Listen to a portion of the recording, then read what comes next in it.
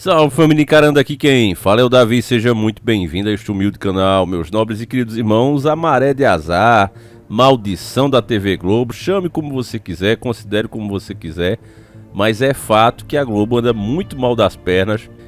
Além da crise financeira, tem acontecido eventos, meus irmãos, beirando o paranormal.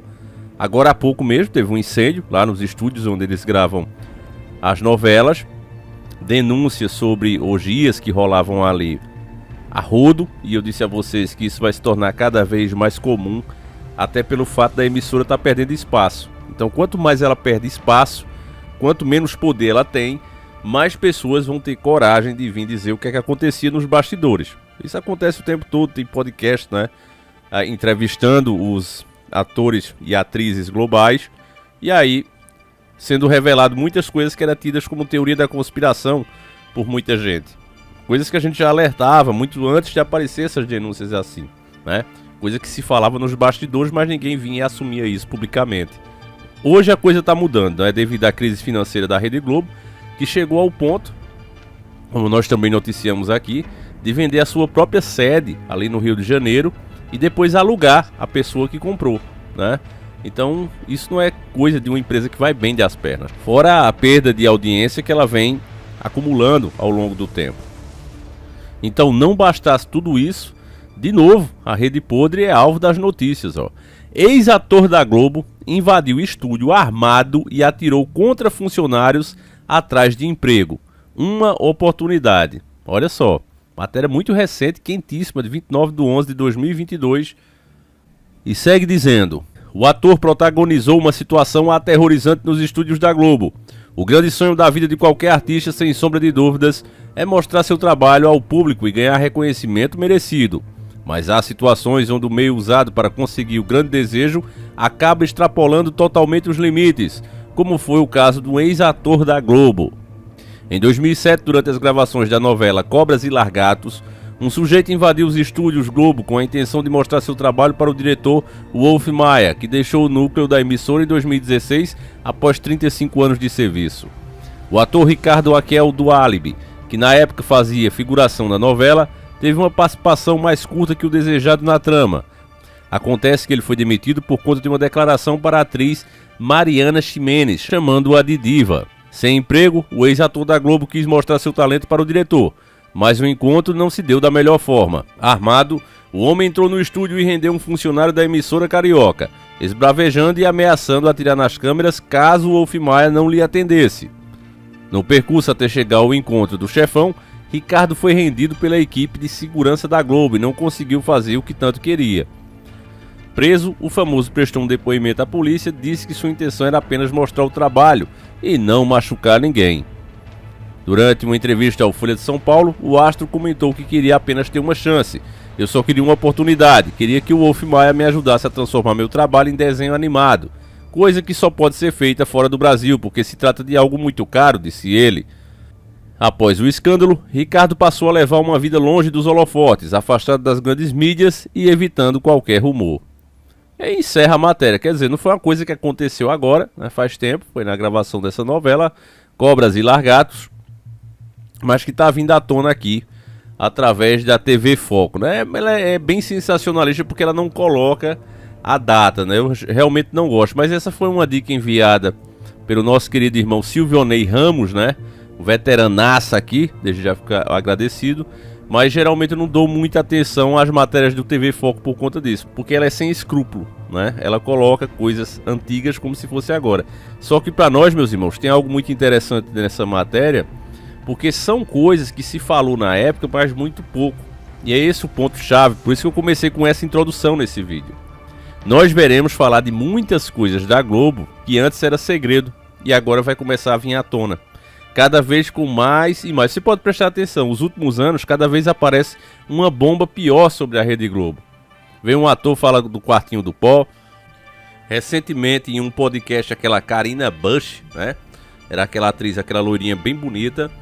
E ela também falou de muita coisa que ela viu lá, né, na Rede Globo. Ela chegou inclusive a comentar que quando tinha essas festinhas, né, na Rede Podre, a atriz, o ator que quisesse ficar nos papéis, muitas vezes tinha que ficar com 2, com 3, e ela viu isso, né? Ela viu isso até indo no banheiro. Nas palavras dela, ela falou o seguinte, ó: festas de ir no banheiro rapidinho e quando abrir a porta errada, dá de cara com uma mesa com droga, cocaína, um com outro, com 3, com 4. Uma festa em casa de diretor de novela. Chegava lá, via essas coisas. Atores que estão na novela. E tudo aquilo foi me tirando o prazer de atuar, enfatizou. Ela hoje tem 46 anos, né? Evangélica, se converteu. E aí não tem mais vínculo, né, com a emissora. E aí, meus irmãos, é aí que começa de fato a aparecer as verdades sobre essa emissora. Quando a gente chamava de rede podre, não era por despeito como algumas pessoas. Ah, vocês são despeitados com a Globo. Mas era pelo trabalho que a Globo fazia. Você vê, tem as outras também que não são santas. SBT, Record, Band, né? A Band ultimamente também. Mas a questão não era só o trabalho de manipulação, mas era o que a Globo sempre fez. Até hoje a Globo faz questão de mostrar o certo como o errado como o certo. Transforma literalmente os mocinhos em vilões e vilões em heróis. É o tempo todo a Globo fazendo isso. Então isso, a partir do momento que chegou a internet, foi cansando a Globo. Essa perda de poder, e quando a gente fala em poder nesse mundo, estamos falando de dinheiro, né? Estamos falando de influência financeira. Só foi possível essa perda de monopólio da informação graças às redes sociais, né? YouTube e outros que chegaram aqui, que deram um pouco mais de liberdade, pelo menos até então, para que a gente pudesse falar e mostrar outros pontos de vista da mesma notícia. É a democratização da informação. Nós sempre tivemos várias mídias aqui no Brasil. Várias mídias. Mas essas grandes mídias que se tinha aqui no Brasil, elas são os verdadeiros Ctrl-C, Ctrl-V. Você não via 2, 3, 4 versões dos mesmos fatos. Um copiava do outro, era unanimidade entre eles. Por isso é que tinha uma certa harmonia. Harmonia que, quando foi quebrada poucas vezes, como aquela treta entre a Globo e a Record, foi que a gente sabia de alguns podres a mais, né? Apenas quando eles mesmos estavam disputando ali como cachorros famintos, né? Rosnando para afastar o outro. E aí nesses rosnar, a gente via o verdadeiro caráter deles. Mas de todo jeito era uma coisa resumida, meio que combinada, né? Ó, eu não vou mais além disso e você também não vai mais além daqui. Vamos fazer um acordo, até acabou assim, né? Um grande acordo e ponto. Então todas essas coisas somadas, meus irmãos, a informação chegando às pessoas, é que hoje a Globo perdeu seu poder, mas ainda é grande. O fato é esse, né? Basta ver a audiência que ela ainda tem nos seus horários principais, ainda é muito grande. E poder esse, meus irmãos, que já esteve mais ameaçado do que hoje, né? Porque agora existe um acordo, você já deve ver isso, ter percebido pelo menos que existe um acordo entre as redes sociais de dar destaque às informações vindas da tal mídia tradicional. Quando vem dos programas deles, né, que estão hoje todos aqui como canais, páginas e etc., quando vem deles, é colocado como prioridade. Eu tenho certeza que você já fez alguma pesquisa, né, até tentando encontrar o tema aqui no nosso canal, e apareceu G1, UOL, Globo, SBT News e etc, etc. Apareceu primeiro as deles, né? Mas a gente vai lá pro rabo da gata. Não era assim antigamente. Antigamente era quem mais tivesse engajamento. Ponto final. Não interessa se era mídia tradicional ou se era uma pessoa simples e comum. Se o cara tava fazendo fake news e mentindo, a própria pessoa vai lá, denuncia o vídeo cai. Mas isso não acontecia.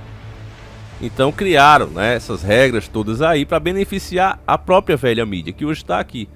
Então é por isso que hoje eu não sou tão otimista em dizer, ah, agora é o fim deles, né? Até poucos anos atrás a gente falava isso. Agora já era para eles. É a velha mídia que tá no fim, e estava realmente no fim. Só que eles acharam outra maneira, né, de se infiltrar e manter esse mesmo monopólio que sempre foi deles na mão deles. Mas mesmo assim, não vai ser comparado, meus irmãos. Por mais que eles ainda fiquem, né, com grande poder ainda nas suas mãos, não é nada comparado ao que já tiveram no passado, que é onde só eles falavam e só a versão deles era a mais pura verdade. Então hoje já não está mais assim, pelo menos por enquanto, né? Embora estejam mexendo os pauzinhos para que seja assim mesmo, né? Classificando como fake news, classificando como sensacionalismo, né? Outra versão que você possa ter dos fatos. Mas enfim, família, pelo menos dá pra gente ter uma noção do que é a Rede Globo com essas histórias que vão aparecendo. E pode esperar, pode anotar o que eu tô dizendo. Ao longo dos próximos anos nós veremos muitas histórias cabeludas, cada vez mais cabeludas, da Rede Podre e outras emissoras também. Deixa aí tua opinião sobre o que você acabou de ver. A gente volta amanhã com mais 2 vídeos pra você, um às 7h30 da manhã, outro às 5h45. Deixa o like, meus irmãos, compartilhe, um abraço e fui!